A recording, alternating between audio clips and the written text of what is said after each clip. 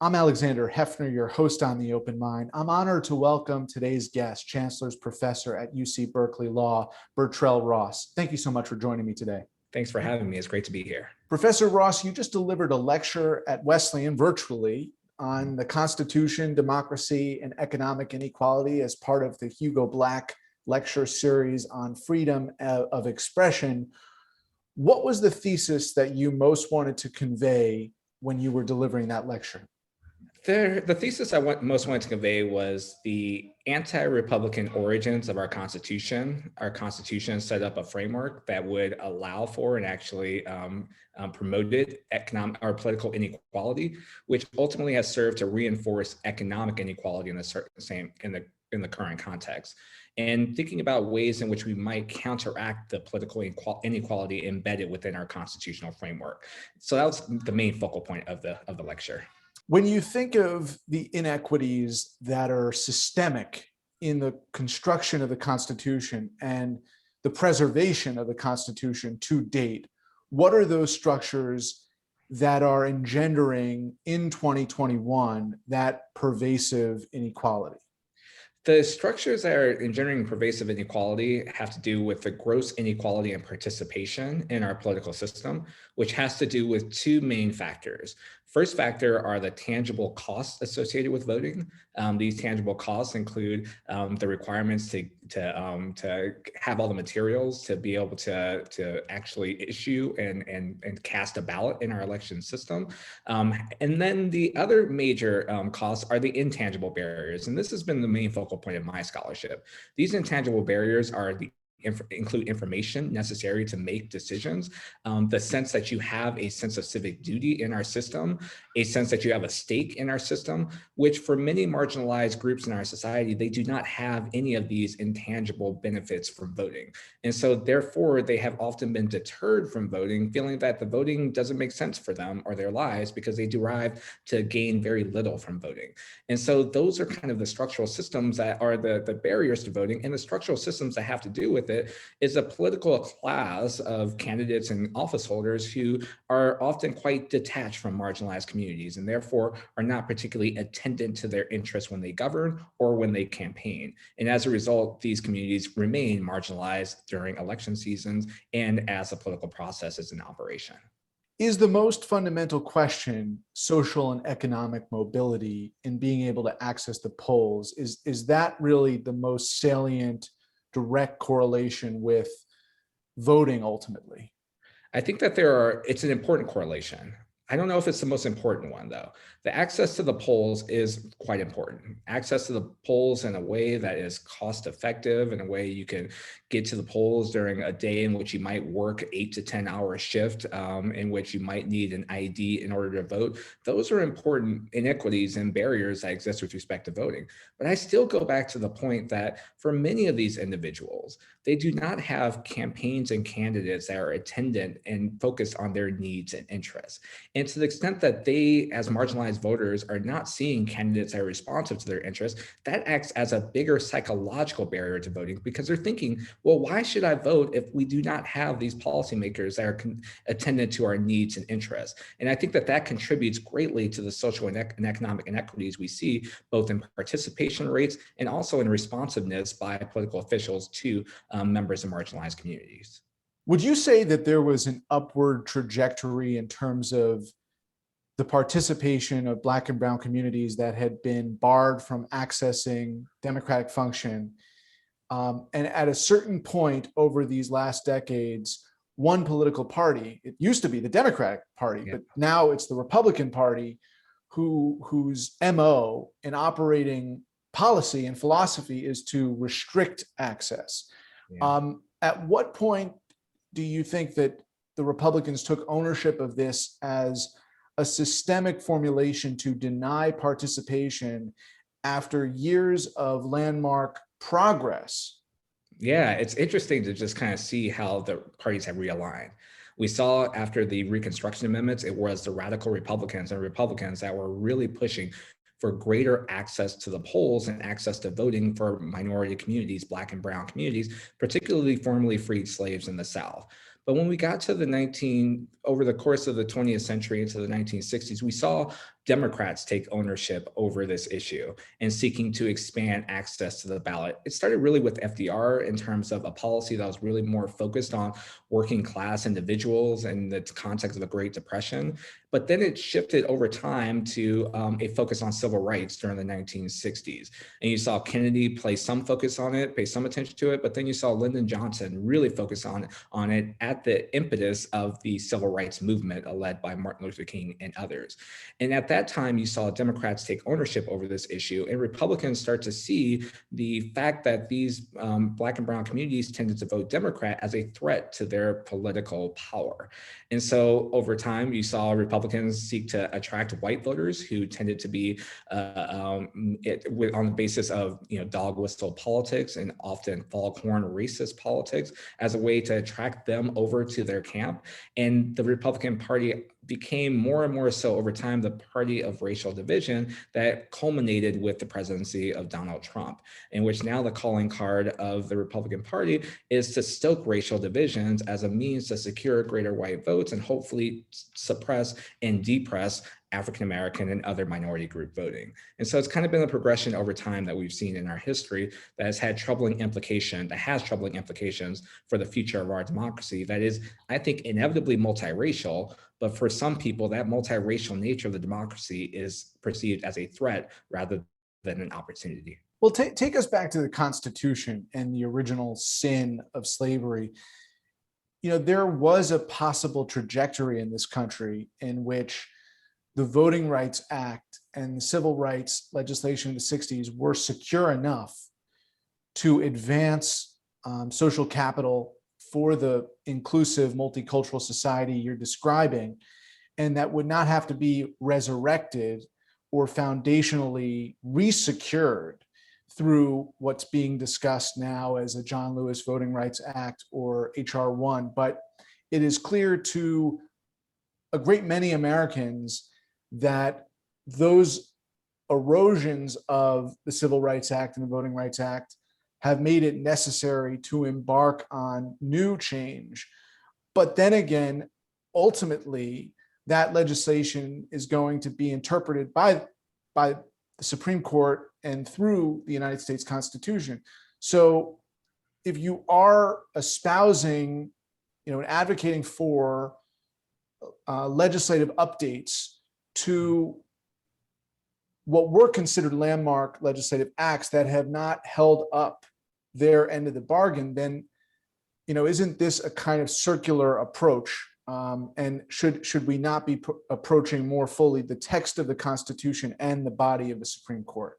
Yeah, I think we have to think about it from both the text and the Supreme Court decision-making. From the perspective of the text of the Constitution, we have to go back to, in a sense, first principles and thinking about what these Reconstruction amendments were designed to do. And my belief that these Reconstruction amendments were designed to dismantle this idea that this is a white man's government. This is a government for the white man, of the white man, by the white man. Those were the principles that the Democratic Party of the 19th century was espousing, and for which the radical Republicans were rejecting and repudiating through the Reconstruction amendments. So if we reconsider and rethink these amendments through this particular lens, we see the value and importance of integration in our political society, integration in our legislative units, integration within who participates in the political process. And that when we reach a point where there's great disproportionality in who participates, who holds office, that is undermining and undercutting the text of the Constitution. And then we need a court to recognize this. The court has kind of taken on a more narrow perspective on the Constitution and the Reconstruction amendments, seeing them as really tools to defend against classifications on the basis of race, rather than something that is designed to help and support and to secure the equal rights of historically subordinated communities.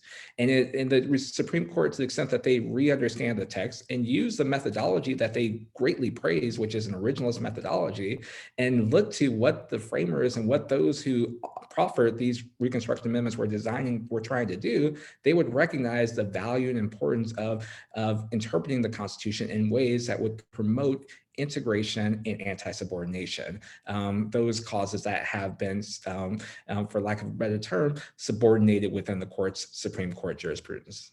Do you think, though, that the John Lewis Voting Rights Act and HR 1 or For the People legislation, are they strong enough statutorily to hold up?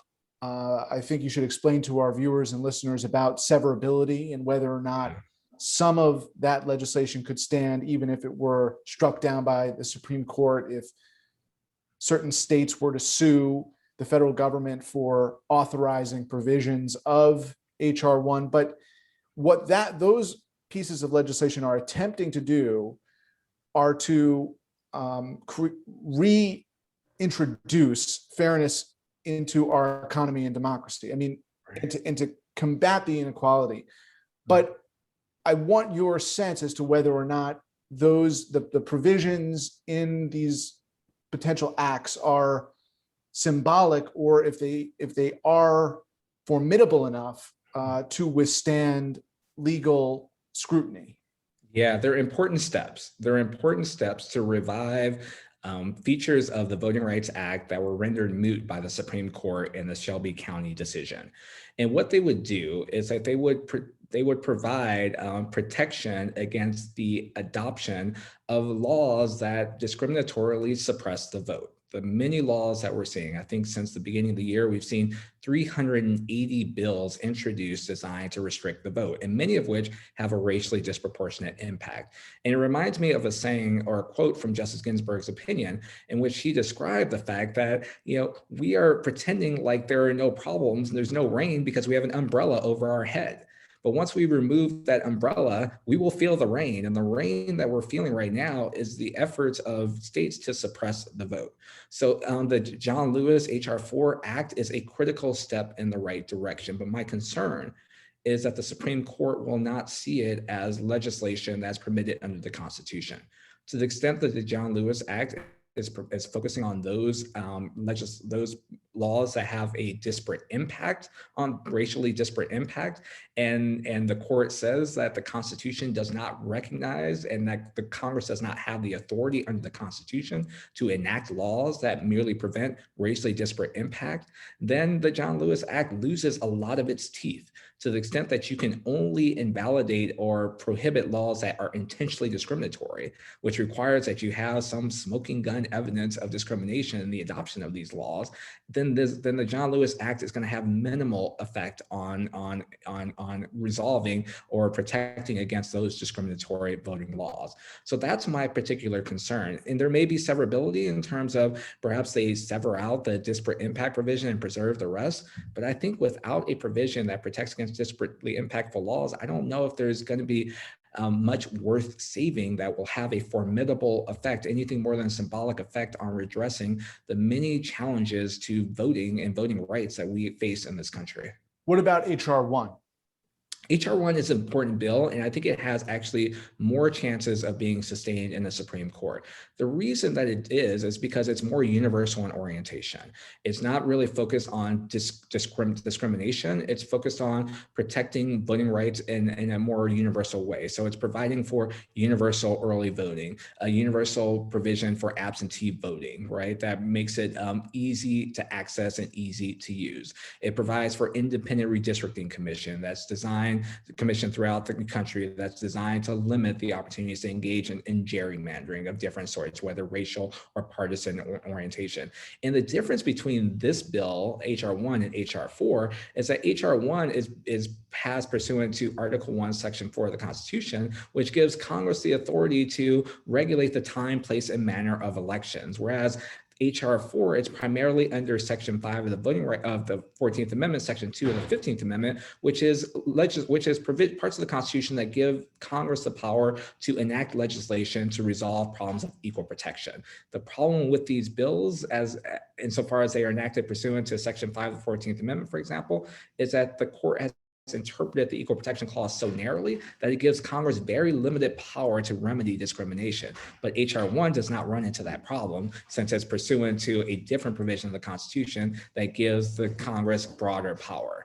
So there are opportunities that are available. I think HR 1 is a formidable bill that can really redress major problems of voter suppression and voter discrimination that in a more universal manner. But I think that there's a more important role that HR 4 would play as well. So do you think that the conservative majority on the Supreme Court would attempt to use a kind of federalism argument, that basically Congress is attempting to interfere with states' rights to regulate their own elections? I mean, isn't that quite foreseeable as a way that they could potentially strike down the heart, if not all, of HR 1?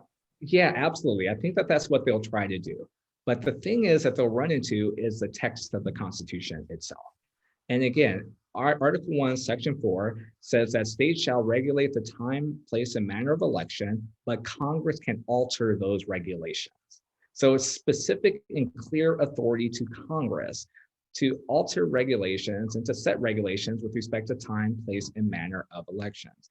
And therefore, unlike with respect to HR 4 and laws that are adopted pursuant to the Reconstruction Amendments, for which the court has narrowed the definition of the rights in those constitutional provisions and therefore narrowed federal authority, the authority contained in Article 1, Section 4 of the Constitution is quite broad.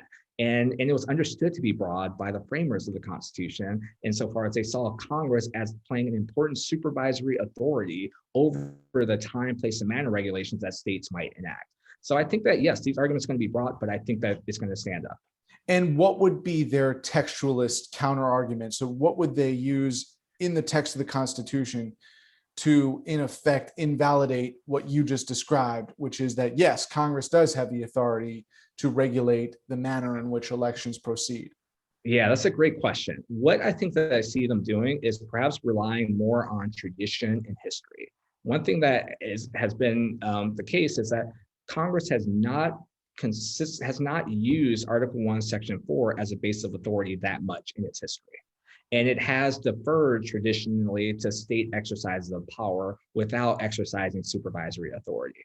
So I see the opponents making the argument that since Congress has not consistently and traditionally exercised its power, it has ceded some of this authority to the states. And therefore, insofar as Congress is seeking to exercise that power now, it's doing so in an impermissible manner because tradition and history suggests that states should be able to exercise that power. But again, that runs afoul of the text of the Constitution that is quite clear. And there has been federal legislation that has been enacted pursuant to Article 1, Section 4 that has withstood judicial scrutiny. Right. So was the Emoluments Clause. I mean, the Emoluments Clause was right plainly in front of them, and the Roberts Court decided not to adjudicate, not to review it, even though it's plain in the text for 4 years, just ignored it. So we know what we're dealing with. Yeah. That leads me to ask you, Bertrall, whether or not this is all circuitous, and I don't want to say futile, but if we're talking about a Supreme Court that's going to deny legitimacy and constitutionality to these pieces of legislation, namely the Lewis Voting Rights Act and HR 1, then isn't it really in the province of Supreme Court reform that any of this kind of insistence on equality in our Constitution and our democracy and our economy is going to be formalized and implemented? It could be, to the extent that the court is insistent on acting in an extra-constitutional manner and not following constitutional texts and requirements and ultimately deciding on its own what these constitutional provisions mean, right, based on their own subjective value judgments, then we're in a place where we have to start to rethink the Supreme Court. Because to the extent that the Supreme Court is getting too far out of touch with the Constitution and with the popular values, then we're in a worrisome state because the Constitution has always suffered from this counter-majoritarian problem in the sense that it's an unaccountable, unelected institution that should play a limited role in our democratic system. But to the extent that it goes and engages in broad-based invalidation of laws that have a strong constitutional basis, then it's falling out of line with its function and its purpose. And it suggests that maybe there needs to be tools and instruments or means and mechanisms to make sure that the court stays in line, but still is able to exercise its independent authority to adjudicate the Constitution according to what the Constitution perhaps means. Right. I mean, I could go back to a decision a couple of years ago in which Roberts and company decided that it was okay for Ohio to remove voters from the rolls just because they hadn't voted. Yeah. Right. Right.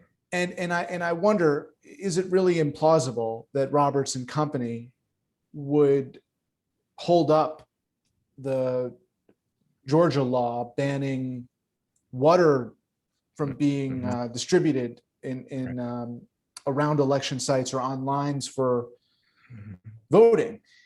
And it's not implausible. It's very much in the same vein of restrictive measures, suppressive measures. So I guess there's a political and legal practical dimension of this, but that decision was during the Trump administration. Of course, the Georgia law was just passed. Don't we have enough proof points to determine that Supreme Court reform is going to be necessary, and therefore, that should be undertaken simultaneously with passage of the Voting Rights Act and HR 1? Yeah, it's a very interesting point. I would say if it weren't for the passing of Justice Ginsburg, and if it were the case that President Biden were able to replace Justice Ginsburg, and Justice Roberts was the median justice, the justice in the middle, I think I would have enough confidence in the court acting in a self-restrained manner, because I think that Justice Roberts recognizes the institutional role of the court and the threats to its legitimacy from acting in particular ways. But with this court, I am much more concerned, because Justice Ginsburg was replaced by Justice Coney Barrett, and the conservative shift in the court in a very conservative direction. We could be at a point where, if the court decides to engage again in broad-based rejection and repudiation of laws that are accord with the Constitution that seem partisan orientation, then it suggests that we would need that type of reform to really get at the particular problems and be able to advance, our democratic rules and democratic policies, and then create an inclusive and integrated democratic system. So it might be the case that we need them to go hand in hand, but I'm not sure that President Biden has the interest in going that route. Right. I mean, there's a political challenge there, but there's also a captive public alert to the fact that you're banning drinking water and distributing water around polling sites.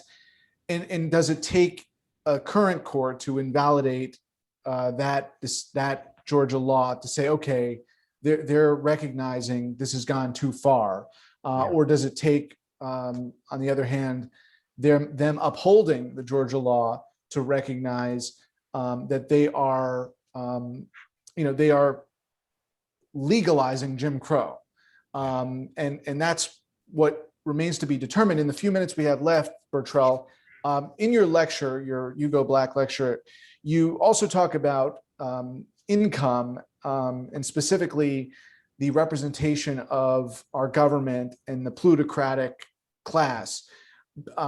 You go back into history and look with kind of perspective at this question of whether the bodies that represent us have represented us. And I want you to tell us what you found in terms of, the unprecedented income inequality and wealth inequality that is represented both in society and in our representative government.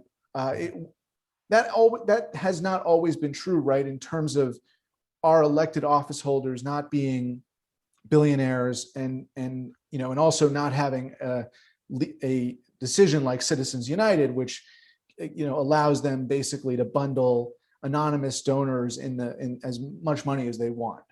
Right. And I'll just start you with a striking statistic, right? The median net worth of a Congress member in the House of Representatives is $900,000. The median net worth of a senator is about $3.2 million, according to latest statistics I was able to access. The median net worth of a person in the United States is about $94,000. Now, at the founding of the country, there is this idea that we want to make sure the natural aristocrats are governing. The natural aristocrats were understood to be people of virtue and public regardedness. But ultimately, over time, that natural aristocracy came to be associated with a wealth aristocracy. And that wealth aristocracy has contributed to this inequalities that we are seeing politically. Because if you're deriving people from the wealthy classes to serve primarily in government, and they are so detached from the governed in terms of their class background, and their greater relationships are with other people within their wealth circles that they live in, there's going to be a lack of responsiveness and accountability to lower income classes in our society, even middle income classes in our society. And a couple of studies by Martin Jones and Larry Bartels confirmed this over the last decade or so, that politicians are not at all responsive to the poor, very minimally responsive to the middle class, and very responsive to the wealthy. That is not how our Republican system is supposed to operate, which is supposed to be grounded in this idea of equality, political equality that is supposed to lead to some sense of economic equality. And just in 30 seconds, you know, many of our founders were landowners and slave owners too, who had wealth, but there was a more heterogeneous sample of the haves and have-nots in the original founding and in the first generations of our representative government than in the last 50 years. Is that accurate? That's absolutely accurate. And what we had at the founding was we had actually a pretty economically compressed society in the sense that it's very different from England, which had wide inequalities. What was great about the United States is that we started off on a relatively equal position. There is surely the economic elite and the economically just destitute, but for the most part, we started off in an equal position. But that inequality just has grown over time to the points where we are in a system which the plutocrats govern and the rest are governed. Bertrall Ross, please visit his lecture at the Alberton Center on the Constitution, Democracy, and Economic Inequality, the Hugo Black lecture. He's a professor, the Chancellor's professor at UC Berkeley Law. Thank you so much for your insight today. Thank you for having me. It's great being here. Please visit the Open Mind website at 13.org/openmind to view this program online or to access over 1,500 other interviews. And do check us out on Twitter and Facebook at Open Mind TV for updates on future programming.